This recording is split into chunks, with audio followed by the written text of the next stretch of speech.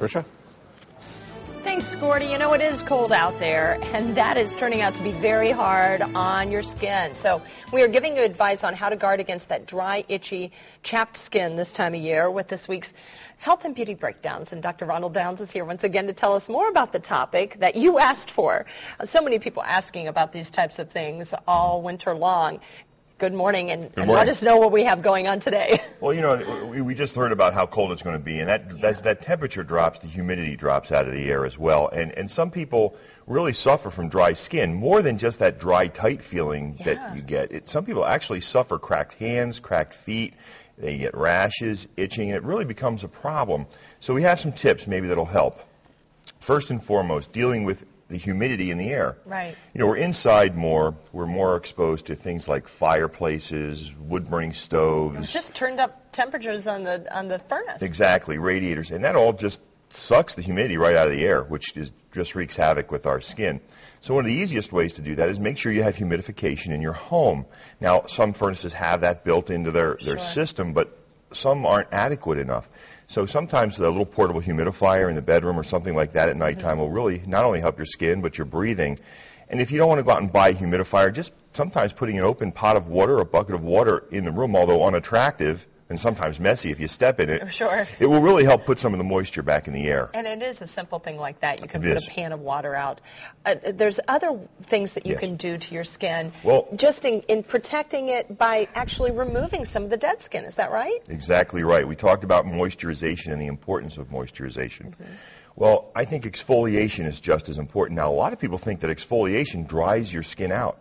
In actuality, it really doesn't. It removes all those dead skin cells that makes your moisturizer that much more effective. So before you get into the shower, if you use a loofah or a body brush or something like that, get those dead skin cells off, then get in the shower, and then moisturize.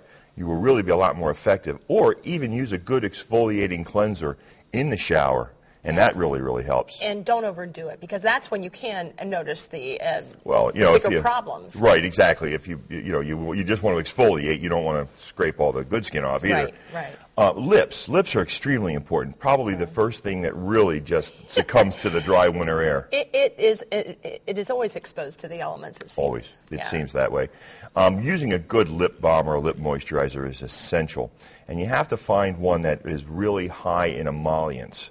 Emollients are nice, soft things that will help keep the lip balm on your lips. Plus, you want to avoid irritants. Irritants, looking at the label, make sure it does not contain menthol or phenol. Those two products, although they smell good and they add some nice scent to the lip balm, really can irritate your lips. So you want to be careful to avoid those things. Your hands and feet are also easy targets for problems. The most, again, probably second to your lips. The hands and the feet are always partially exposed in the winter. And you want to make sure that if you're out in the wintertime, for instance, if you have cold, wet gloves on, get them off. Or wet socks, get them off of your feet. But here's a good thing for your feet. If you get those dry, cracked feet, and you can even use this for your hands, take a good heavy moisturizer, something that's petroleum-based or glycerin-based, and really just slather that on your feet. Cover it with a plastic wrap, and then put a pair of old socks on.